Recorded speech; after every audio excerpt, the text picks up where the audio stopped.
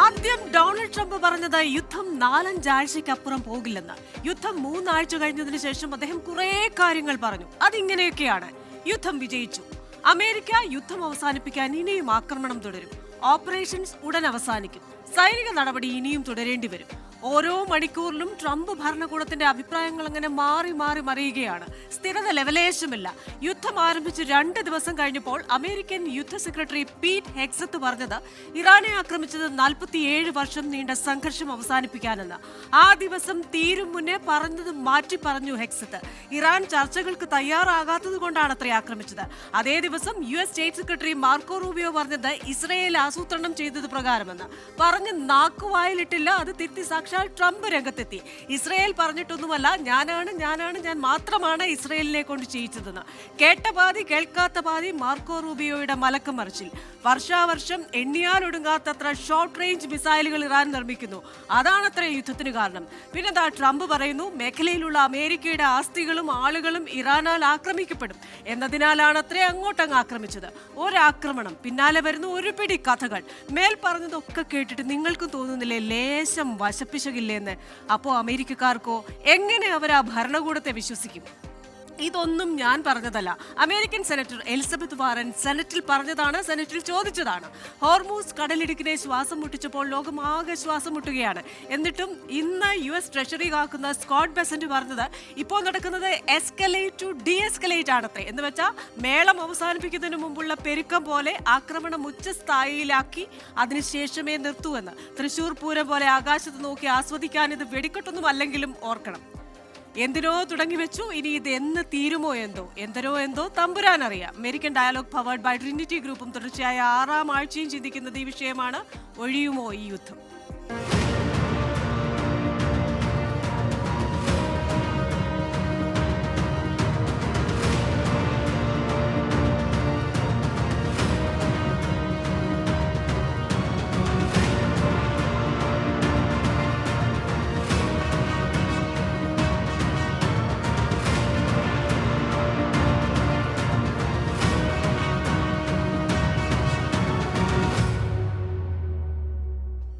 ഇന്നത്തെ എന്റെ അതിഥികൾ: Vincent Xavier Palathinkal, executive director, Indo American centre, Washington DC. ജേർണലിസ്റ്റായ Varghese Korason. Corporate IT professional Jai Kolambil എന്നിവരാണ്. എല്ലാ അതിഥികൾക്കും എല്ലാ പ്രേക്ഷകർക്കും ഒരിക്കൽ കൂടി സ്വാഗതം. അതിഥികളിലേക്കാണ് ആദ്യം ശ്രീ വിൻസെന്റ് സേവ്യർ പാലത്തിങ്കിലേക്കാണ്. വിൻസെന്റ്, എന്തായാലും ഈ ഒരു ആക്രമണത്തിന്, അത് ആക്രമണമാണോ യുദ്ധമാണോ എന്ന് ടെക്നിക്കലി എന്താണ് വിളിക്കേണ്ടതെന്ന് അറിയില്ല. കാരണം ആരും യുദ്ധം ഡിക്ലെയർ ചെയ്തിട്ടില്ല, അതുകൊണ്ട് തന്നെ. പക്ഷേ ഇതിപ്പോൾ 1 മാസം കഴിയുന്നു. ഈ പണ്ടൊക്കെ സിനിമകൾ 1ാം വാരം 2ാം വാരം എന്ന് പറഞ്ഞ ആഘോഷമൊക്കെ നടത്താറുണ്ട്. ഇതിപ്പോൾ അങ്ങനെ ഒരു സംഭവം അല്ലല്ലോ. 1 മാസം കഴിയുമ്പോഴും ഇത് ഏത് ദിശയിലേക്കാണ് പോകുന്നതെന്ന് യാതൊരു നിശ്ചയവുമില്ല. എങ്ങോട്ടാണ് ഇതിൻ്റെ പോക്ക്? Thank you Christina for having me. നമ്മളിപ്പം ക്രിസ്റ്റീന പറഞ്ഞ സ്റ്റേറ്റ്മെന്റുകളിലുള്ള കൺസിസ്റ്റൻസി കുറവും, അവർ മാറ്റി പറഞ്ഞതും, റൂബിയോ എന്ന് പറഞ്ഞതും, ഹെക്സിത്ത് പറഞ്ഞതും, ട്രംപ് പറഞ്ഞതും, ഇതെല്ലാം നമ്മൾ അംഗീകരിച്ചേ പറ്റുള്ളൂ. അത് ഉണ്ടായ സംഭവങ്ങളാണ്. പക്ഷേ ആദ്യം തുടങ്ങി ഈ വാർ എന്തിനു വേണ്ടി എന്നുള്ളതിൻ്റെ ആൻസർ ഇതൊന്നും അറിയാൻ പാടില്ലെന്ന് പറയുന്ന ക്രിസ്റ്റീനയ്ക്ക് പോലും കൃത്യമായിട്ട് അറിയാം. നമ്മുടെ ഇറാൻ റിജയും അവിടുത്തെ ഒരു റീജിയണൽ പവറായിട്ട്, അനിഷേധ്യമായൊരു റീജിയണൽ പവറായിട്ട്, ആറ്റം ബോംബുള്ള, ലോങ് റേഞ്ച് ബാലിസ്റ്റിക്സ് മിസൈൽസ് ഉള്ള, ഡിയേഗോ ഗാർഷ്യയിൽ വരെ അറ്റാക്ക് ചെയ്യാൻ കപ്പാസിറ്റി ഉള്ള മിസൈൽസ് ഉള്ള ഒരു റീജിയണൽ പവറായിട്ട് വളർന്നു വരികയും ആ വളർച്ച ഇസ്രയേലിൻ്റെ എക്സിസ്റ്റൻസിനെ തന്നെയും സൗദി, UAE, ഖത്തർ, ബഹ്റൈൻ പോലെയുള്ള സുന്നി രാജ്യങ്ങളുടെ അവിടെയുള്ള സുഗമമായ അവരുടെ ആ മൊണാർക്കികളുടെ പ്രവർത്തനത്തിനെയും, ബിക്കോസ് നമ്മൾ മനസ്സിലാക്കണം, Irani regime is the only regime that is based on a theocracy, based on Islam. അപ്പം ഈ ഇസ്ലാമിക് ഫിലോസഫി അനുസരിച്ച് ബാക്കിയുള്ള രാജ്യങ്ങളെല്ലാം ഈ മൊണാർക്കീസ് ആയിട്ടാണ് വർക്ക് ചെയ്യുന്നത്. അവിടുത്തെ ആ ഏരിയയിലുള്ള ബാക്കിയുള്ള രാജ്യങ്ങൾ, അത് ഇസ്ലാമിക് ഫിലോസഫി അനുസരിച്ച് അതൊരു ചലഞ്ച് സംഭവമാണ്. അതുകൊണ്ടാണ് ഈ സൗദിയിലൊക്കെ ഒത്തിരി ക്ലറിക്കൽ റെസിസ്റ്റൻസ് ഉള്ളത്. അപ്പോൾ ഈ റീജിയണൽ ആയിട്ടുള്ള ഈ ഇഷ്യൂസിൻ്റെ ഒരു കൾമിനേഷനാണ് അമേരിക്ക ഈ വാറിന് നേതൃത്വം കൊടുത്തത്. വൈ? ബിക്കോസ് ഇവരുടെ ഈ 47 വർഷത്തെ പ്രവർത്തന ഫലമായിട്ട് അവർ ഉണ്ടാക്കി വെച്ചിട്ടുള്ളവരുടെ ടെക്നോളജിയും കാര്യങ്ങളും ഒരു ആറ്റം ബോംബിലേക്ക് എത്രയും വേഗം എത്തുമെന്നും ആ ആറ്റം ബോംബിൽ എത്തിക്കഴിഞ്ഞാൽ പിന്നെ അവിടെ ഇവരെ പിടിക്കാൻ പറ്റില്ല, അവരെ കൺട്രോൾ ചെയ്യാൻ പറ്റില്ല എന്നുമുള്ള പേടി. അത് ഇസ്രായേലിന്റെയും സൗദി അറേബ്യയുടെയും ബാക്കി പറഞ്ഞ ഈ സുന്നി രാജ്യങ്ങളുടെയും എല്ലാം പേടി. ഇപ്പൊ തന്നെ പല റിപ്പോർട്ടുകൾ പുറത്തു വന്നു കഴിഞ്ഞു. ഈ വാർ നിർത്തരുത്, കണ്ടിന്യൂ ചെയ്യണമെന്ന് ട്രംപിനെ ഏറ്റവും കൂടുതൽ നിർബന്ധിക്കുന്നത് ക്രിസ്ത്യന് പറയാത്ത ഒരു പേരാണ്, Mohammed bin Salman of Saudi Arabia, crown prince. അപ്പോ ഈ ഒരു സംഭവം എല്ലാവർക്കും അറിയാം എന്താണ് ഇവിടെ സംഭവിക്കുന്നതെന്ന്. സ്റ്റേറ്റ്മെന്റുകളിൽ കൺസിസ്റ്റൻസി കുറവുണ്ടാവും, but at the same time ഇതൊരു വാർ അല്ല, ഇതൊരു വേ ഓഫ് അഡ്മിനിസ്ട്രേഷനെ ചേഞ്ച് ചെയ്യാനുള്ള ഒരു ശ്രമമാണ്. ബിക്കോസ് ഈ theocratic leadership is what is pushing Islam to the far extremes. അതാണ് ഇവിടുത്തെ പ്രശ്നം. നമ്മുടെ ലോകം മുഴുവൻ ഫേസ് ചെയ്യുന്ന പ്രശ്നമാണ് ഇസ്ലാമിക് ഫണ്ടമെന്റലിസം. എന്താണ് അതിന് കാരണം? സൗദി അറേബ്യ മാറാൻ തയ്യാറാണ്. സൗദി അറേബ്യ മോഡിക്കും ബാക്കിയുള്ള രാജ്യങ്ങളിലുള്ള ഒക്കെ നേതാക്കന്മാർക്കും അഷുറൻസ് കൊടുത്തു കഴിഞ്ഞു, ഇനി അവരുടെ മണി കൊണ്ട് ഈ റിലീജിയസ് എഡ്യൂക്കേഷനെയും മദ്രസകളെയും ഒത്തിരി പ്രോത്സാഹിപ്പിക്കില്ല എന്നുള്ളത്. അപ്പോൾ അവരവിടെ വേൾഡ് കപ്പ് കൊണ്ടുവരുന്നു, അവരവിടെ എക്സ്പോ കൊണ്ടുവരുന്നു. They are trying to modernise. പക്ഷെ അറ്റ് ദ സെയിം ടൈം ഈ സൗദിയുടെ ഉള്ളിലുള്ള ക്ലറിക്കൽ റിലീജിയസ് ലീഡേഴ്സ്, മെക്കയും മദീനയും അവിടെ ആ ഭാഗങ്ങളിൽ അവർക്ക് ഒത്തിരി ഇൻഫ്ലുവൻസ് ഉണ്ട്. അപ്പോൾ ഒത്തിരി മോഡേണൈസ് സൗദി ചെയ്തു കഴിഞ്ഞാൽ അവർ ഈ മുഹമ്മദ് ബിൻ സൽമാനെ എടുത്ത് വലിച്ചെറിയും. അതിനാണ് ഒസാമ ബിൻ ലാഡൻ പണ്ട് ട്രൈ ചെയ്തുകൊണ്ടിരുന്നത്. അപ്പൊ ഇതെല്ലാം ഒഴിവാണെങ്കിൽ ഈ തിയോക്രാറ്റിക് ആയിട്ടുള്ള ലീഡർഷിപ്പ് റൺ ചെയ്യുന്ന ഒരു സിസ്റ്റം ആ ഏരിയയിൽ ഇല്ലാണ്ടാവണം. എന്നാൽ മാത്രമേ ഇസ്ലാമിന് റിഫോം ചെയ്യാൻ പറ്റുള്ളൂ. അതിനിടയിൽ അമേരിക്കയ്ക്ക് പല ബെനിഫിറ്റുകളുണ്ട്. ഇറാനെ കൺട്രോൾ ചെയ്തില്ലെങ്കിൽ ഇറാന്റെ മിസൈലുകൾ ഡെത്ത് ടു അമേരിക്ക എന്ന് പറഞ്ഞുകൊണ്ടിരിക്കുന്ന ഒരു രാജ്യമാണ് ഇറാൻ. 47 കൊല്ലമായിട്ട് അവർ നമുക്ക് ട്രസ്റ്റ് ചെയ്യാൻ പറ്റില്ല. അതുകൂടാതെ ഇറാനെ കൺട്രോൾ ചെയ്യുന്നത് വഴി ചൈനയുടെ എക്കണോമിയിൽ നിന്ന് പിടിക്കാനും ചൈനയെ പിടിക്കാനും അമേരിക്കയ്ക്ക് പറ്റുന്നു. അപ്പൊ ഇതെല്ലാം എല്ലാ ആൾക്കാരുടെയും കോമൺ ആയിട്ടുള്ള ഇൻട്രസ്റ്റുകൾ എല്ലാം കൂടി ഒന്നിച്ചു വന്നപ്പോഴാണ് ഈ സംഭവം ഉണ്ടായത്. ഇതൊരു വാറല്ല. കൺവെൻഷണൽ ആയിട്ട് വാറിന് പോകുന്നത് എന്തിനാണ്? ആൾക്കാർ ലാൻഡ് പിടിച്ചെടുക്കാൻ വേണ്ടിയിട്ടാണ്, അവിടെ പോയി ഒക്കുപ്പൈ ചെയ്യാൻ വേണ്ടിയിട്ടാണ്, ജനങ്ങളെ നശിപ്പിക്കാൻ വേണ്ടിയിട്ടാണ്. ഇവരൊന്നും നമ്മുടെ എനിമീസ് അല്ല. അതുകൊണ്ട് തന്നെയാണ് ഇത് ഫിനിഷ് ചെയ്യാനൊക്കെ സമയമെടുക്കുന്നതും. വളരെ പ്രിസിഷൻ വെപ്പണറി കൂടി. ഇവൻ ഇറാന്റെ ആൾക്കാർ പോലും പറയുന്ന 1500 പേരെ ഇതുവരെ മരിച്ചിട്ടുള്ളൂ. ഇത്രയും ബോംബ് മുഴുവൻ നടക്കൊണ്ടിട്ടുണ്ട്. ഇത് വളരെ പ്രിസിഷൻ എക്യുപ്മെന്റ് ആണ് ഇതിന് ഉപയോഗിക്കുന്നത്, ഈ ബോംബിങ്ങിന് ഉപയോഗിക്കുന്നത് അമേരിക്കയും ഇസ്രായേലും. അതുകൊണ്ടാണ് ആൾക്കാർ മരിക്കാത്തത്. അപ്പൊ ഇതൊരു ജനങ്ങൾക്കെതിരായിട്ടുള്ള ഒരു വാറല്ല, ഇറാനിലെ ജനങ്ങൾ ആഗ്രഹിക്കുന്ന ഒരു വാറാണ്. പക്ഷെ അത്രയും പ്രിസിഷൻ വാറായിട്ടും ആ മിനാബിലെ ഗേൾസ് സ്കൂളിലെ കുഞ്ഞുങ്ങൾ മരിച്ചു. വാർ ഉണ്ടായി കഴിഞ്ഞാൽ ആക്സിഡന്റ്സ് ഉണ്ടാവും, കുഞ്ഞുങ്ങൾ മരിച്ചു, സമ്മതിച്ചു, പക്ഷേ അപ്പൊ നമ്മൾ ഈ വാർ ഉണ്ടായി കഴിഞ്ഞാൽ, അക്രമം ഉണ്ടായി കഴിഞ്ഞാൽ മരണം എല്ലായിടത്തും ഉണ്ടാവും ക്രിസ്റ്റീന. നമ്മൾ അതിനെ കുറിച്ച് പറഞ്ഞ് വിലപിക്കുന്നതല്ല. അൾട്ടിമേറ്റ്ലി വലിയ clash of civilisations, Islam all coming together under the influence of a mullah regime in Iran, without any influence for the monarchies, the Saudis and all that, against the modern world. അത് തടയാൻ, അതായത് വലിയൊരു clash of civilisations, വലിയൊരു third world war തടയാൻ ഇപ്പം ഇറാനെ control ചെയ്തേ പറ്റുള്ളൂ. ഇപ്പൊ നമ്മളൊരു നമ്മളുടെ കാല് മുറിച്ച് കളയേണ്ട ആവശ്യം വന്നാൽ അതാണ് നമ്മുടെ ജീവിതത്തിന് വേണ്ടതെങ്കിൽ നമ്മൾ കാല് മുറിച്ച് കളയാറല്ലേ? We do that. It's a medical process. So അതാണ് ഇപ്പോൾ ഇവിടെ നടക്കുന്നത്. അതിനെ അങ്ങനെ കാണാൻ നമുക്ക് സാധിച്ചില്ലെങ്കിൽ നമുക്ക് ഈ പറയുന്നതെല്ലാം പ്രശ്നങ്ങളാണ്. ഇപ്പൊ തന്നെ ഈ MBS എനിക്ക് ഓപ്പൺ ആയിട്ട് അറിയാം, എൻ്റെ മുസ്ലിം ഫ്രണ്ട്സ്, ഇന്ത്യയിലുള്ള ഫ്രണ്ട്സ് വളരെ നിശിതമായിട്ട് ഈ വാറിനെ വിമർശിക്കുകയും എന്നോടെല്ലാം ഭയങ്കരമായിട്ട് വഴക്കിടുകയും ചെയ്തിരുന്ന പലരും ഇപ്പൊ സൈലന്റ് ആണ്.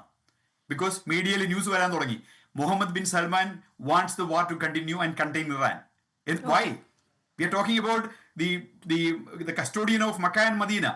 They want to control Iran. They want to destroy Iran's capabilities. And they are actively pushing Donald Trump to do that. Why? അപ്പോ നമ്മൾ മനസ്സിലാക്കേണ്ട കാര്യം ഇതാണ്. ലോകത്തിലെ ജനതതി, ക്രിസ്ത്യൻ ആണേലും മുസ്ലിം ആണേലും ജൂ ആണേലും ആരാണേലും എല്ലാവരും ഒന്നിച്ചു വരുന്നു ഈ മോഡേൺ ആയിട്ടുള്ള ലോകത്തിന്റെ ഈ പുരോഗതിയും എല്ലാം അനുഭവിക്കാൻ. അതിന് ഒരു പർട്ടിക്കുലർ സെക്ടറിനെ, ഒരു പർട്ടിക്കുലർ ഗ്രൂപ്പിനെ, ഒരു പർട്ടിക്കുലർ റിലീജിയസ് ഗ്രൂപ്പിനെ ഇതൊന്നും അനുഭവിക്കാൻ നിങ്ങൾ തയ്യാറാവാൻ പാടില്ല. ബിക്കോസ് ഇത് നമ്മൾ നാശത്തിലേക്ക് പോവുകയാണ്, തിന്മയിലേക്ക് പോവുകയാണെന്ന് പറയുന്ന ആ ഒരു ക്ലിനിക്കൽ റിജീം. നമുക്ക് അടുത്ത റൗണ്ടിൽ അതിന്റെ ബാക്കി കൂടെ പറയാം. ശ്രീ വർഗീസ് കോരസൻ, ഇപ്പോ വിൻസെന്റ് സേവ്യർ പാലത്തെങ്കിൽ പറഞ്ഞതുപോലെ തന്നെ സൗദി പഴയ സൗദിയല്ല, ഒരുപാട് മാറ്റങ്ങൾ വന്നിട്ടുണ്ട്. പുരോഗമനത്തിലേക്ക് ഇങ്ങനെ കുതിച്ചുകൊണ്ടിരിക്കുകയാണ്. വലിയ കൺസ്ട്രക്ഷൻസും AI ഉൾപ്പെടെയുള്ള കാര്യങ്ങളിൽ വലിയ പുരോഗതിയുമാണ് സൽമാൻ രാജകുമാരൻ അവിടെ കൊണ്ടുവരാൻ ശ്രമിക്കുന്നത്.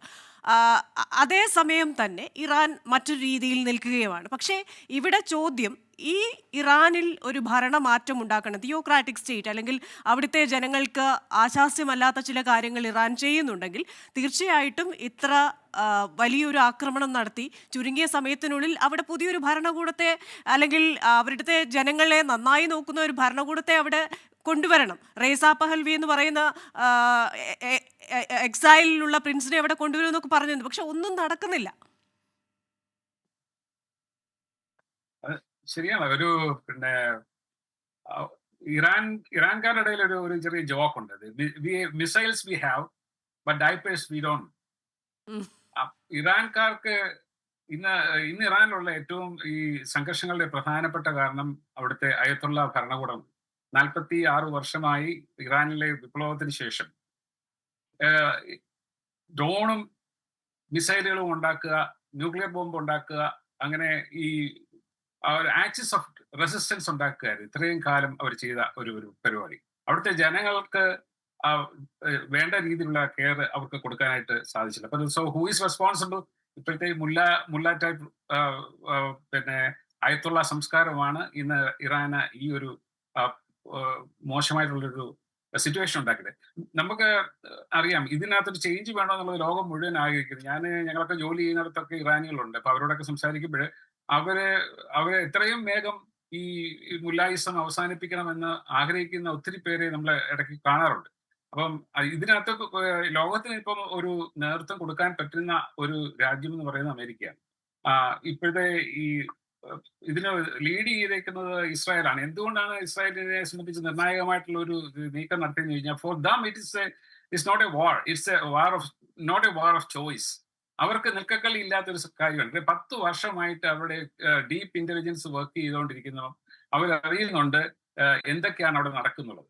അപ്പൊ ഇനിയും ഈ രീതിയിൽ മുമ്പോട്ട് പോവുകയാണെങ്കിൽ ഇറാന് ഇസ്രായേലിന് മാത്രമല്ല ത്രെട്ട്, അവിടുത്തെ മിഡിൽ ഈസ്റ്റിലുള്ള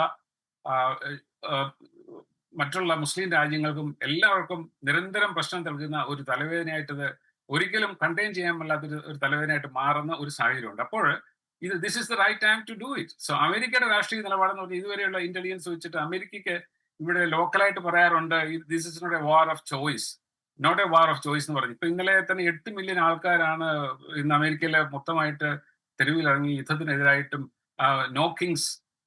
ട്രംപിന് ഏകാധിപത്യ രീതിയിലുള്ള ഒരു ചോയ്സ് എടുക്കാനുള്ള അധികാരമില്ല, കാരണം US കോൺഗ്രസിനോട് ചോദിക്കാണ് യുദ്ധത്തിന് ഇറങ്ങി പുറപ്പെട്ടത് എന്ന് പറയുന്നുണ്ട്.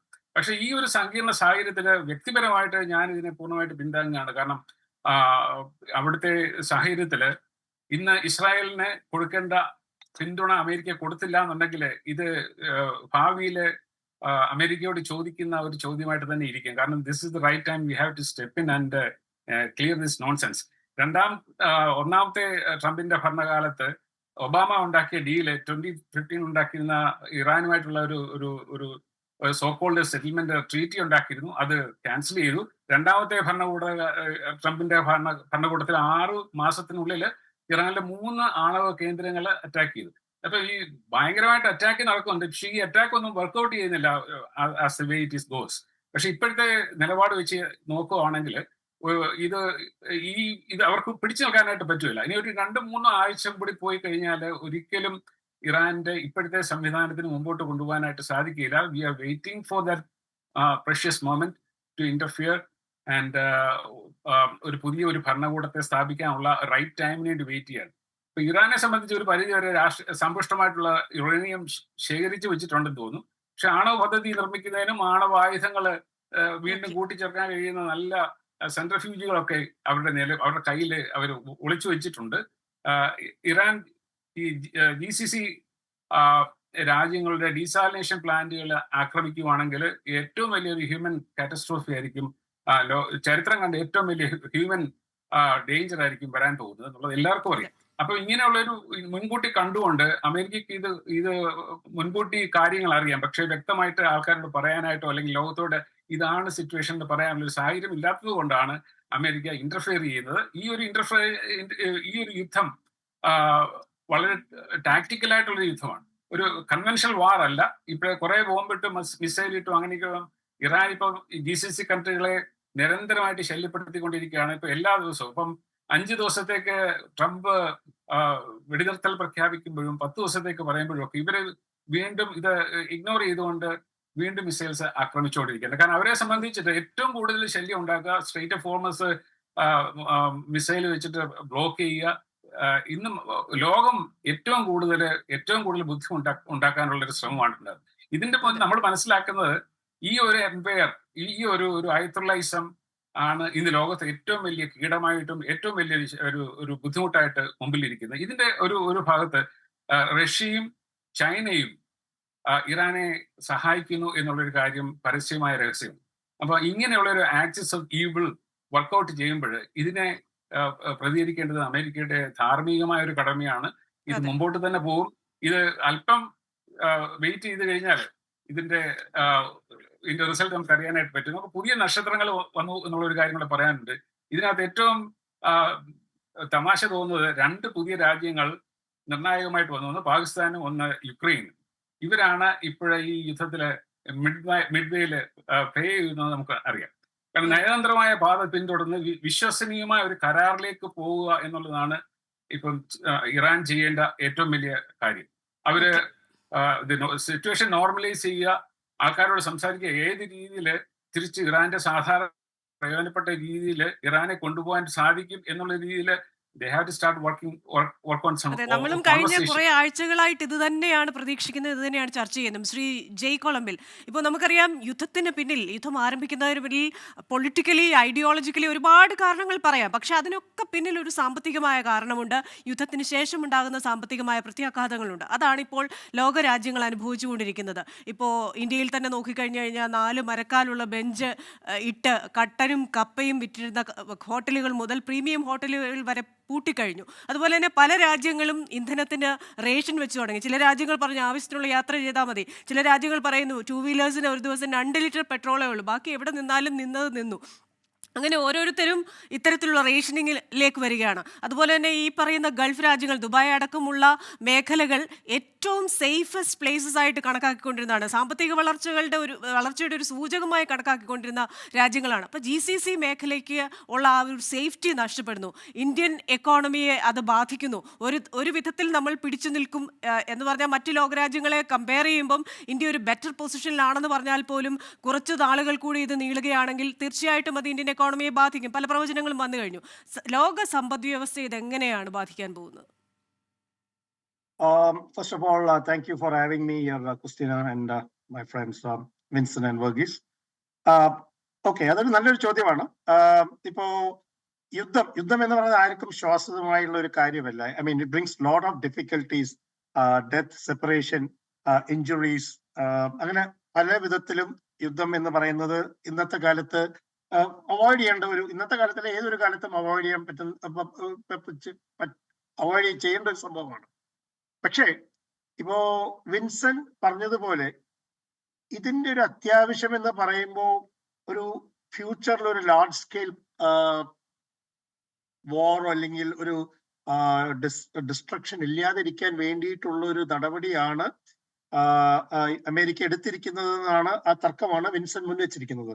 അത് ഒരു വിധത്തിൽ വാസ്തവമാണ്. എന്താ വെച്ചാല് ഇസ്രയേൽ വന്നിട്ട് ഇപ്പോ Israel is fighting for his own survival. അവർക്ക് എന്നും ഈ ശല്യം കൊടുത്തുകൊണ്ടിരിക്കുന്ന the extremist or the terrorist Hezbollah എന്നും ഐസിസ് എന്നും ഇവരെ കൊണ്ടുള്ള പ്രശ്നങ്ങൾ കൊണ്ടാണ് ഇസ്രയേൽ ഇസ് റിയാക്ടിങ്. അല്ലാതെ അവര് ഒരു രാജ്യത്തിനെ കയറി ആക്രമിച്ച് അവിടെ കയറി they are not trying to invade. ഒരു രാജ്യത്തിന് ഇൻവേഷന് വേണ്ടി ഒന്നും ചെയ്യുന്ന സംഭവമല്ല. അപ്പോ again not justifying anybody, but അങ്ങനെ തുടങ്ങിയുള്ളതാണ് ഇത്. ബിക്കോസ് ഒരു 3-4 മാസങ്ങൾക്ക് മുമ്പ് Iran has been firing missiles across the peninsula right into Israel. നമ്മൾ കണ്ടതാണ് 4 മാസം 5 മാസങ്ങൾക്ക് മുമ്പ് ഇത് തുടങ്ങിയതാണ്. എന്നിട്ട് there was some talks and it didn't work out. അത് പരാജയത്തിൽ അവസാനിച്ച കാരണമാണ് ഇത് യുദ്ധം തുടങ്ങിയത്, അറ്റാക്ക്. അപ്പോൾ ഇത് ഒരു ഔട്ട്റൈറ്റ് യുദ്ധമല്ല, ഇറ്റ് ഇസ് പ്രിസൈസ് ഹിറ്റ്സ് എന്നാണ് ഇസ്രയേലും അമേരിക്കയും പറഞ്ഞിരിക്കുന്നത്, to make the casualties as less as possible. അപ്പൊ അവിടെ ഒരു റെജീമിന്റെ ഒരു മാറ്റം, അതിനു വേണ്ടിയിട്ടാണ് അവർ ശ്രമിക്കുന്നത്. അപ്പൊ നമ്മളിവിടെ കാണുന്നത് 2-3 കാര്യങ്ങളുണ്ട്. How this will impact. ഇപ്പോ സ്ട്രൈറ്റ് ഓഫ് ഹോർമൂസ് ആദ്യമായിട്ട് അവര് they stopped the shipping activities and they started hitting the ships. അപ്പോ അത് that will choke the entire, എന്താ വെച്ചാൽ ആ ഒരു സ്ട്രേറ്റിലൂടെയാണ് the oil is getting exported to all the different countries, പല രാജ്യങ്ങൾക്കും. അത് പ്രത്യേകിച്ച് ഇന്ത്യ, ചൈന മാതിരിയുള്ള രാജ്യങ്ങൾക്ക് വളരെ വളരെ അധികമായിട്ടുള്ള അവരുടെ 70% to 80% അവരുടെ അത്യാവശ്യങ്ങൾ ആ സ്ട്രേറ്റ് കൂടെയാണ് വരുന്നത്. അതൊന്ന്. അപ്പോ ഹൂത്തീസ് സ്റ്റാർട്ടഡ് ത്രെറ്റനിങ് അവർ ബാബൽ മണ്ഡപ്, അത് ഇനിയൊരു വാട്ടർ വേ ആണ്. റെഡ് സീന്ന് നമ്മളിങ്ങോട്ട് വന്ന് അറേബ്യൻ സീയിലേക്ക് കിടക്കുന്ന ആ ഒരു നാരോ നെക്ക്, അവിടെ അവര് they are going to stop shipping എന്ന് ന്യൂസ് ഉണ്ടായിരുന്നു. ഇപ്പൊ ഇതെല്ലാം ആവുമ്പോൾ the entire Gulf countries are hit. അപ്പോ അവിടെയുള്ള ഇന്ത്യൻസ് അല്ല, എല്ലാവർക്കും, എവ്രിബഡി ഈസ് ഇറ്റ്. ഇപ്പൊ ഞാന് ഒരു 2 ആഴ്ച മുമ്പ് I was talking to a friend of mine, പുള്ളി ദോഹയിലാണ്, ആൻഡ് ഈസ് അബൌട്ട് ഒരു 120-130 എംപ്ലോയീസ് ഉള്ള ഒരു കമ്പനിയാണ് പുള്ളി നടത്തുന്നത്. പുള്ളി പറയുന്നത് there is no way he can get out of the financial mess he is in now. എന്ന് വെച്ചാല് banks are not offering credit. പുള്ളിക്ക് വരാനുള്ള കണ്ടെയ്നറുകളെല്ലാം അവിടെ കോർഫക്കാനിലെത്തി, അവിടെ അൺലോഡ് ചെയ്തിട്ട് അവിടുന്ന് ഫുജൈരയിലേക്ക് മാറ്റി, ആൻഡ് ഈ കണ്ടെയ്നേഴ്സ് എല്ലാം by road it has to come to Qatar, ദോഹയിലേക്ക്. അപ്പൊ 4 ദിവസമാണ് ഇത് ക്ലിയർ ചെയ്യാനുള്ള ഫൈനാൻഷ്യൽ ഡിഫിക്കൽട്ടീസ്. അത് ക്ലിയർ ചെയ്ത് കഴിഞ്ഞാൽ പിന്നെ അതിനുള്ള ക്ലിയർ ചെയ്തില്ലെങ്കിൽ അതിനുള്ള ഡെമറേജസ് പ്ലസ് ഓൾ ദീസ് ട്രാൻസ്പോർട്ട്. പുള്ളി പറയണത് അത് ഇവിടെ എത്തിക്കഴിയുമ്പോൾ എനിക്ക് യാതൊരു വിധത്തിലുള്ള ഒരു കാര്യവും ഇല്ല. അങ്ങനെ ഇതിപ്പോ ഞാനൊരു എക്സാമ്പിൾ ആയിട്ട് പറഞ്ഞതാണ്. അപ്പൊ നമ്മൾ കാണാത്ത ഒരുപാട് നഷ്ടങ്ങൾ. ഇപ്പോ ഇതൊരു ഷോർട്ട് ടേം വാർ ആണെന്നുണ്ടെങ്കിൽ അവരുടെ ഗൾഫ് കൺട്രീസിന്റെ GDP will drop by 1 to 2%. ഇത് പ്രൊലോങ് ആവുകയാണെന്നുണ്ടെങ്കിൽ it can go up to 10 to 15% എന്നുള്ളതാണ് ന്യൂസ്. അപ്പോ ഇത് അവിടെ അങ്ങനെ ഒരു ഈ വാർ കണ്ടിന്യൂ ആയി കഴിഞ്ഞിട്ടുണ്ടെങ്കിൽ ആദ്യം ഇത് പറ്റാൻ പോകുന്നത് casualties will be the Indian expatriates. ഒരുപാട്, I think about 7 to 8 million Indians are there in Gulf. അപ്പൊ അതിൽ ഏറ്റവും കൂടുതൽ കേരളൈറ്റ്സ് ആണെന്ന് നമുക്ക് എല്ലാം അറിയാം. സോ അവരുടെ എല്ലാവരുടെയും ഈ ജീവിതം it will be difficult for them to manage. It will indirectly affect. ഇന്നിപ്പോ അവിടെ ഇപ്പോ പെട്ടെന്ന് ഇപ്പോ ഒരു ജോലി നഷ്ടപ്പെടാൻ അങ്ങനത്തെ ഒരു സംഭവങ്ങളൊന്നും സംഭവിക്കുന്നില്ല. ബട്ട് ഇത് കണ്ടിന്യൂ ചെയ്യുകയാണെന്നുണ്ടെങ്കിൽ definitely this is going to hit all the expatriates. മാത്രമല്ല ഇപ്പൊ അവർക്കുള്ള എല്ലാ അത്യാവശ്യങ്ങളും ഈ ഹോർമസ് സ്ട്രൈറ്റ് കൂടെയാണ് പോകേണ്ടത്. ചിലത് അവര് may be they are trekking across the peninsula, Saudi peninsula, but everything is going to get affected. So this invariably ഇത് it will indirectly affect the financial situation. അതിപ്പോ ഏത് ഇതാണ്, UAE ആണെങ്കിലും ശരി, ഖത്താർ ആണെങ്കിലും ശരി, സൗദി ആണെങ്കിലും ശരി, ഇവരെല്ലാവർക്കും അതിൽ കണിശമായുള്ള നഷ്ടങ്ങൾ സംഭവിക്കുകയാണ്. യുദ്ധം നിർത്തണമെന്ന് എല്ലാവർക്കും ആഗ്രഹമുണ്ട്, but at the same time അവർക്ക് ഈ റെജീം മാറ്റണം എന്നുള്ളതും ഒരു അത്യാവശ്യം. So it's A sort of എന്താ പറയാ, ഇതിപ്പോ കച്ചിട്ട് ഇറക്കാനും വയ്യ, മതിലിച്ച് തുപ്പാനും വയ്യ എന്നുള്ള ഒരു സിറ്റുവേഷനിലാണ്. ഇന്നിപ്പോ പാകിസ്ഥാനില് ടർക്കി, പാകിസ്ഥാൻ, ഒമാൻ, അങ്ങനെ 2-3 countries they are trying to negotiate ഈ യുദ്ധം അവസാനിപ്പിക്കാൻ. അത് എത്ര ദൂരം പോകുമെന്ന് നമുക്ക് അറിയില്ല. അതെ, ചരിത്രത്തിൽ ആദ്യമായിട്ടാണ് ഈ രാജ്യങ്ങൾ, കാരണം പാകിസ്ഥാനൊക്കെ ഇങ്ങനെ ഒരു നെഗോസിയേഷന് വരിക എന്നൊക്കെ പറഞ്ഞു കഴിഞ്ഞു കഴിഞ്ഞാൽ അത് ശ്രീ വർഗീസ് കോരസൻ പറഞ്ഞ പോലെ ഏറെ കൗതുകം ഉണ്ടാക്കുന്ന കാര്യങ്ങളാണ്. ശ്രീ വിൻസെന്റ് സേവ്യർ പാലത്തിങ്കൽ, ഇപ്പോ വളരെ ഷോക്കിംഗ് ആയിട്ടുള്ള ഒരു revelation Israeli defence force chief of staff lieutenant general Eyal സമീറിൽ നിന്ന് വന്നിരിക്കുന്നു. അതായത് ഇങ്ങനെ പോവുകയാണെങ്കിൽ Israel military collapsing in on itself എന്നാണ് അദ്ദേഹം കോട്ട് ചെയ്ത് പറഞ്ഞിരിക്കുന്നത്. അടിയന്തരമായൊരു മാറ്റം അവിടെ ആവശ്യമാണ്. അത്രയ്ക്ക് മാൻ പവർ കുറവാണ് അവിടെ, അത്രയധികം സൈനികരുടെ ഷോർട്ടേജ് ഉണ്ട്. അപ്പോൾ ഏതോ ഒരു സിനിമയിൽ, പണ്ട് കണ്ട ഏതോ ഒരു സിനിമയിൽ ചോദിക്കുന്നുണ്ട്, പോര് തുടങ്ങും മുമ്പ് എതിരാളി അവശനായോ എന്ന് പറയുന്നത് പോലെ ഇപ്പോഴേ തങ്ങൾ കിതയ്ക്കുന്നുവെന്ന് ഞാനല്ല പറഞ്ഞത്, IDF-ന്റെ ചീഫാണ് പറഞ്ഞിരിക്കുന്നത്. അപ്പോൾ ഇത്തരത്തിൽ അതേസമയം ഇറാൻ പറയുന്നു ഞങ്ങളുടെ കയ്യിൽ ഇനിയും പൊട്ടിച്ച് കളിക്കാൻ മിസൈൽ ഉണ്ടെന്നും. അതെ ക്രിസ്റ്റീന, അതിനകത്ത് നമ്മളിത് ആ രാജ്യങ്ങളുടെ സ്വഭാവം നോക്കിയാൽ തന്നെ അറിയാം. ഇസ്രായേൽ ഈസ് ഡെമോക്രസി, ജേർണലിസം, പത്രങ്ങളും എല്ലാം ആക്റ്റീവായിട്ടുള്ള സ്ഥലം. അമേരിക്ക അതുപോലെ തന്നെ. ഇപ്പം ഞങ്ങളുടെ ഒരു പ്ലെയിൻ വീണാൽ അതിനകത്ത് എത്ര പേര് മരിച്ചു എന്ന് പറഞ്ഞാൽ അമേരിക്കയിൽ ആയിക്കൂടി ഇതുവരെ മരിച്ചിരിക്കുന്നത് 13 പേരാണ്. ഇസ്രായേലിന്റെ ഇതുവരെ മരിച്ചിരിക്കുന്നത് 30 പേരാണ്. ഇറാൻ ഈ ആക്രമണം മുഴുവൻ നടത്തിയിട്ടും ഇറാന്റെ പല മിസൈലുകളും പാലസ്തീനിൽ പോയി വീഴുന്നുണ്ട്. അപ്പോൾ ഇറാൻ എന്ന് പറഞ്ഞാൽ വളരെ വീക്ക് ആയിട്ടുള്ള ഒരു ഫോഴ്സാണ്. അവരവരുടെ ജനങ്ങളെ ബോധിപ്പിക്കാൻ വേണ്ടിയിട്ടാണ് അവർ പറഞ്ഞുകൊണ്ടിരിക്കുന്നത് അമേരിക്ക പതനമാസനമായി, ഇസ്രായേൽ നാളെ വീഴും എന്നൊക്കെ അവർ പറയുന്നത്. ഇപ്പം ഇസ്രായേലിലുള്ള ശരിക്കുള്ള സിറ്റുവേഷൻ ഒരു റിയാലിറ്റിയാണ്. ഇറ്റ്സ് എ സ്മോൾ കൺട്രി, അതിന് മാൻ പവർ ലിമിറ്റേഷൻസ് ഉണ്ട്. അപ്പോൾ അവരുടെ സംഭവങ്ങൾ, അവരുടെ മീറ്റിങ്ങുകളിൽ വരുന്ന കാര്യങ്ങൾ അത് മുഴുവനായിട്ടൊന്നും പുറത്ത് സീക്രട്ട് ആക്കി വെക്കാനൊന്നും അവർക്ക് പറ്റില്ല. അതുകൊണ്ടാണ് അത് പുറത്തേക്ക് വന്നത്. But at the same time ഈ ഇസ്രയേൽ പോലും വിചാരിക്കാത്ത, നമ്മളിപ്പം ഇത് വളരെ കൗതുകം ഉണ്ടാക്കുന്നു എന്ന് ക്രിസ്റ്റീന പറഞ്ഞ കാര്യം, ഇന്ത്യയിലുള്ള മുസ്ലിങ്ങളോ നമ്മളെ ബാക്കിയുള്ള ലോകത്തിലുള്ള ആൾക്കാരോ ഒന്നും ഒരിക്കലും ചിന്തിക്കാത്ത രീതിയിലാണ് ഇസ്രയേലുമായിട്ട് കോഓപ്പറേറ്റ് ചെയ്യുന്ന Arab Nations. Saudi Arabia, UAE വളരെ സ്ട്രോങ് ആയിട്ടുള്ള കോഓപ്പറേഷൻ. അവർ എബ്രഹാം അക്കോർഡിൽ ചേർന്നിട്ടില്ല അതിന് മുമ്പ് തന്നെ. അപ്പൊ ഇസ്രയേലിന്റെ ഈ ആക്രമണം വഴി ഈ ഒരു ഇറാനിലുണ്ടായ ഈ ഒരു ഡെവലപ്മെന്റ് വഴി ഇസ്രയേൽ എനിമിയാണെന്ന് കരുതിക്കൊണ്ടിരുന്ന പല രാജ്യങ്ങളും ഇപ്പോൾ വളരെ കോഓപ്പറേറ്റീവായിട്ട് വർക്ക് ചെയ്യുന്നത്. ഇത് ആദ്യമായിട്ടാണ് ഒരു അറബ് ഇസ്രയേൽ ഒരു ഐക്യം, അതിനൊരു തുടക്കം നമ്മളവിടെ കാണാൻ തുടങ്ങുന്നത്. എന്നാൽ അബ്രഹാം അക്കോർഡ് ട്രൈ ചെയ്യുമ്പോഴും എല്ലാവർക്കും ധൈര്യം ഉണ്ടായിരുന്നില്ല അത് ഓപ്പണായിട്ട് അഡ്മിറ്റ് ചെയ്യാൻ. നൗ അറബ് രാജ്യങ്ങൾ അംഗീകരിക്കാൻ തുടങ്ങി ഇറാനാണ് നമ്മുടെ ശത്രു. ട്രംപ് അവരോട് ചോദിക്കുന്നു, നിങ്ങൾ കണ്ടോ ഇത് കൃത്യമായിട്ട് നിങ്ങളുടെ നേരെ ടാർഗറ്റ് ചെയ്ത് റെഡിയാക്കി വെച്ചിരിക്കുവാണ് മിസൈൽ, ഇതിന് എന്ത് പ്രൂഫാ വേണ്ടത്? നിങ്ങളെയാണ് അവർ ടാർഗറ്റ് ചെയ്യുന്നത്. അപ്പൊ എല്ലാ മുസ്ലിം കൺട്രീസും Arab nation. If I just add Vincent, അവിടെയാണ് ഈ ഗൾഫ് കോഓപ്പറേഷൻ കൗൺസിൽ. ഇത് ഫോം ആയത് 1979-ലാണ്, വൺസ് ഈ ഇറാനിൽ ഈ റെജീം മാറ്റം ഉണ്ടായ സമയത്ത്. That is to stop Iran from expanding. അവരുടെ ആ ബാസിസ്റ്റ് ഇത് റൂള് അവിടെ പടരരുത് എന്നുള്ള ഒരൊറ്റ കാരണം കൊണ്ടാണ് ഇത് നമ്മൾ പ്രതീക്ഷിച്ചതിന്റെ നേരെ ഓപ്പോസിറ്റ് അല്ല. ഇപ്പം ഇത് പറഞ്ഞത് ഇപ്പൊ അതായത് അവരെ ഉണ്ടാക്കി വെച്ചിട്ടുള്ള കൗൺസിൽ നമ്മൾ സ്ഥിരമായിട്ട് പ്രതീക്ഷിക്കുന്നത് ഒരു മുസ്ലിം ഏകീകരണം ഉണ്ടാവും, അതൊരു ക്ലാഷ് ഓഫ് സിവിലൈസേഷൻസിലേക്ക് പോകും. പക്ഷെ അതൊന്നും അല്ല ഇപ്പൊ സംഭവിക്കുന്നത്. വളരെ പ്രാക്ടിക്കലായിട്ട് രാജ്യങ്ങളുടെ അവരുടെ സോവറിനിറ്റി, അവരുടെ ഫ്രണ്ട്ഷിപ്സ്, മുഹമ്മദ് ബിൻ സൽമാന് ട്രംപുമായിട്ടുള്ള ഫ്രണ്ട്ഷിപ്പ്, പുള്ളി ഉണ്ടാക്കാൻ ആഗ്രഹിക്കുന്ന പ്രോഗ്രസ് ആ നാട്ടിൽ സൗദിയിൽ പുള്ളി ഉണ്ടാക്കാൻ ആഗ്രഹിക്കുന്ന പ്രോഗ്രസ്, ഈ പാകിസ്ഥാനിലും ഇന്ത്യയിലുമുള്ള മദ്രസകളെ സപ്പോർട്ട് ചെയ്യില്ല എന്ന് പുള്ളി ഉറപ്പ് കൊടുത്തിരിക്കുകയാണ്. നമ്മൾ പണ്ട് തുടങ്ങി ആഗ്രഹിക്കുന്ന ഒരു കാര്യമാണ്. ഈ ടെററിസം എക്സ്പാൻഡ് ചെയ്യാനായിട്ട് അവർ ചെയ്തുകൊണ്ടിരുന്ന കാര്യമാണ് പണ്ട്. അത് നേരിട്ട് ഭരണകൂടമല്ല ചെയ്തുകൊണ്ടിരുന്നത്, ഈ ഇസ്ലാമിക് ക്ലിറിക്സ് ആരാണ് അത് ചെയ്തുകൊണ്ടിരുന്നത്, ഈ ഒസാമ ബിൻ ലാഡനെ പോലെയുള്ള ആ ഒരു എസ്റ്റാബ്ലിഷ്മെന്റ്. ഇപ്പൊ അത് ഒഫീഷ്യലായിട്ട് സൗദി അതിനെ കൺട്രോൾ ഇടാൻ ശ്രമിക്കുകയാണ്. അതായത് ഈ ടെററിസമായി നമ്മുടെ നാട്ടിൽ നിന്ന് ടെററിസം പ്രൊമോട്ട് ചെയ്യില്ല. ഈ 9/11 അറ്റാക്കിൽ 19-ൽ 15 ഹൈജാക്കേഴ്സും സൗദികളായിരുന്നു. ഈ സൗദികളൊന്നും ഈ ഭരണകൂടമായിട്ട് ഫ്രണ്ട്ഷിപ്പ് ഉള്ളവരല്ല, സൗദി ഭരണകൂടമായിട്ട്. പക്ഷേ അവരെ കൺട്രോൾ ചെയ്ത് കൊണ്ടുപോയിക്കൊണ്ടിരിക്കുന്നത് ഈ ഭരണകൂടമാണ്. അപ്പൊ നാച്ചുറലി ഈ ടെററിസ്റ്റ് ഫനാറ്റിക് എലമെന്റ്സിനെതിരായിട്ടുള്ള ഒരു കോവാലിഷനാണ് ഫോം ചെയ്യുന്നത് അമേരിക്കയുടെയും ഇസ്രയേലിന്റെയും സൗദിയുടെയും നേതൃത്വത്തിൽ. അതാണ് ലോകം ഇത്രനാൾ പ്രതീക്ഷിച്ചിരുന്ന ഒരു സംഭവം. സാമ്പത്തികമായ കാര്യം കൂടി ചിന്തിച്ചു കഴിഞ്ഞാൽ ഇറാൻ പ്രതിദിനം 4.6 ബില്യൺ ബാരൽ ഇന്ധനം വിറ്റുകൊണ്ടിരിക്കുന്ന ഒരു രാജ്യമാണ്. അപ്പൊ ഈ ഇറാന്റെ ഇന്ധന വിൽപ്പന പൂർണ്ണമായും ആ വിപണിയിൽ നിന്ന് ഇറാൻ പൂർണ്ണമായിട്ടും ഒഴിവായാൽ ആർക്കാ പ്രയോജനം? അല്ല, അത് ഡെഫിനറ്റ്ലി അതൊരു പ്രശ്നമാണ്. ഇറാൻ ഒഴിവായാൽ വില കൂടും, പല സ്ഥലത്തും ഒത്തിരി വില കൂടും. പക്ഷെ ഇറാൻ ഒഴിവാകണമെന്ന് ആരും ആഗ്രഹിക്കുന്നില്ലല്ലോ. വില കൂടുന്നത് മാത്രമല്ല, മറ്റു രാജ്യങ്ങൾക്ക് അവരുടെ എണ്ണ കൂടുതൽ ആയി വിറ്റഴിക്കാൻ സാധിക്കും ഇല്ലെന്നല്ല. അമേരിക്കൻ കമ്പനികൾ പലതും ഈ രാജ്യങ്ങളിലുണ്ട്. വെനിസ്വേലയാണ് നമ്മൾ കൺട്രോൾ കൊണ്ടിരിക്കുന്നത് കൊണ്ടാണ്. ഇപ്പൊ നാച്ചുറലി ഇന്ത്യയിലത്തെ ഓയിൽ സപ്ലൈയിൽ വെനിസ്വേല ഓയിൽ ഓൾറെഡി വരാൻ തുടങ്ങി.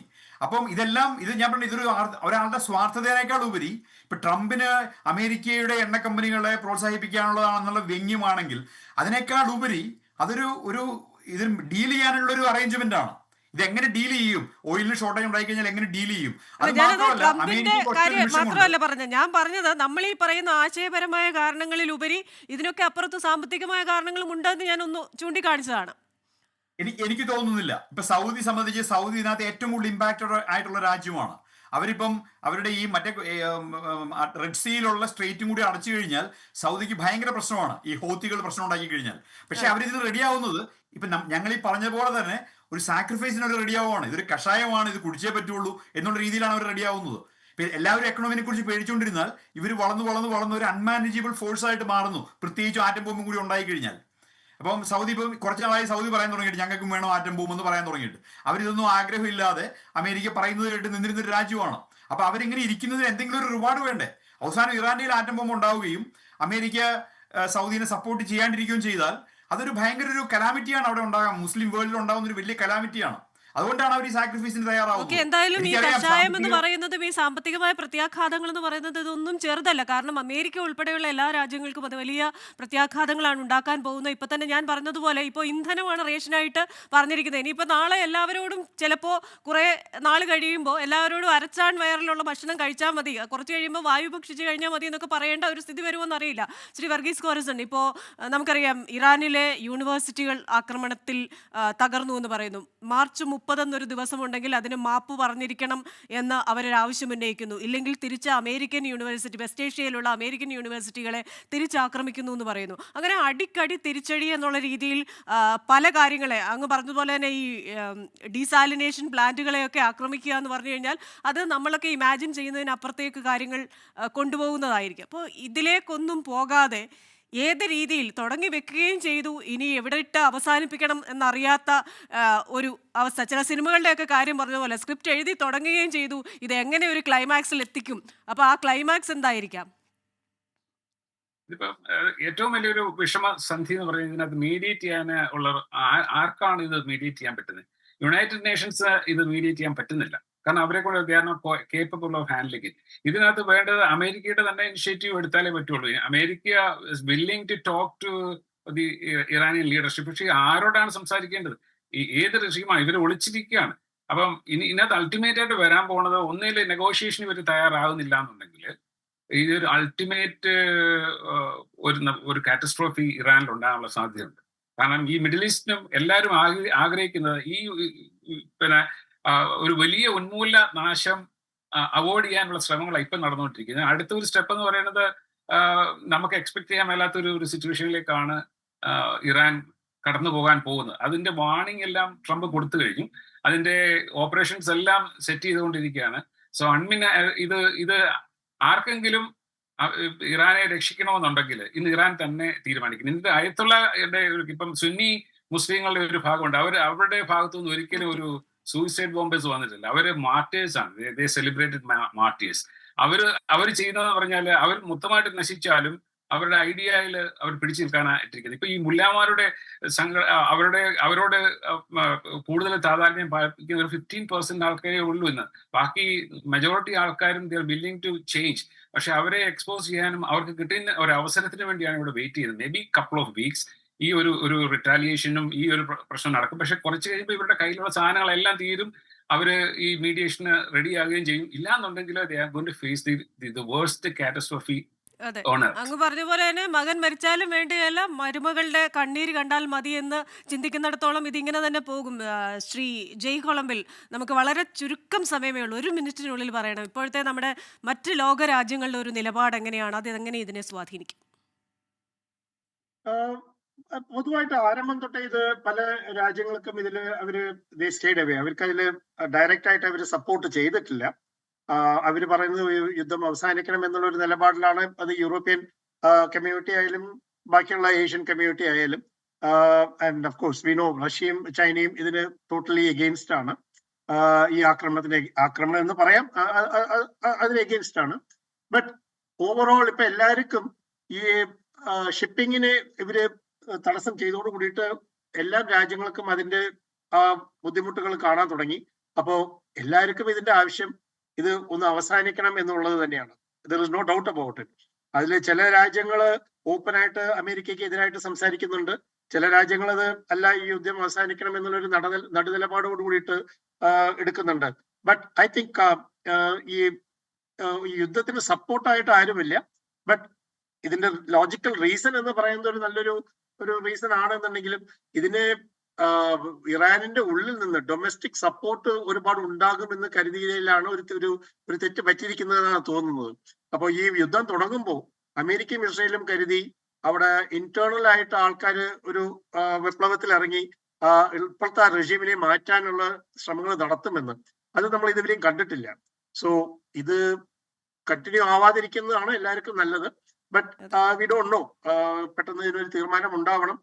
ഇന്നത്തെ നിലപാട് വെച്ച് നോക്കുമ്പോൾ Iran is still equipped with missiles. അവരിപ്പോ ഇന്നുകൂടി സൗദി അറേബ്യയിലെ മറ്റേ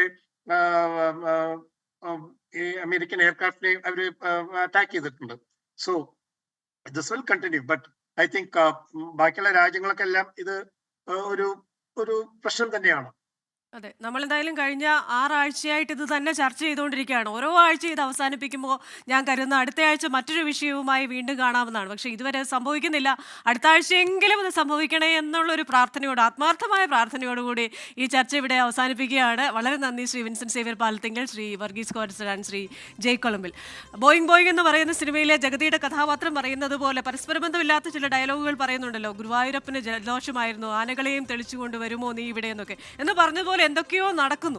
പക്ഷേ ഇതിനൊക്കെ ഒരു അവസാനം വേണം. അടുത്തയാഴ്ചയെങ്കിലും മറ്റൊരു വിഷയവുമായി വീണ്ടും കാണാം എന്ന ഒരു ഓർമ്മപ്പെടുത്തലോടെ American dialogue powered by Trinity group ഇവിടെ പൂർണ്ണമാവുകയാണ്.